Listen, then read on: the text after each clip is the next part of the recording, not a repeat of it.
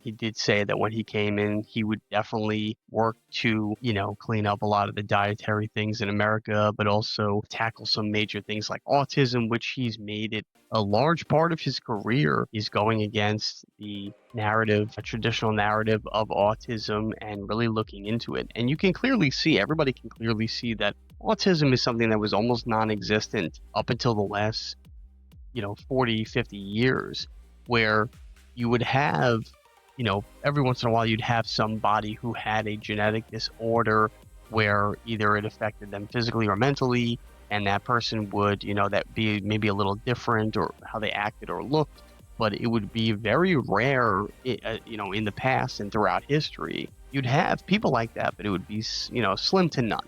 Within the last 10, 20, 30, 40 years, you have seen a consecutive increase in that to where the numbers are so high now. It's just not even mathematically possible unless we are doing something to genetically affect our own, bodies, and then of course our offspring through, artificially creating genetic defects, either by how we take care of our bodies or how we take care of their bodies. And some of it, I believe, is actually reversible. And there is some science on that as well. But he spent a lot of his career, especially with his, I think it's Children's Health Defense, where he's, tried to do tons of research and figure out and get to the bottom of autism. But it looks like he's probably going to, expose that it is linked back on some level to some of the ingredients that are in the vaccines, depending on the different types of vaccines, and then also some of the ingredients that are in the foods that we consume.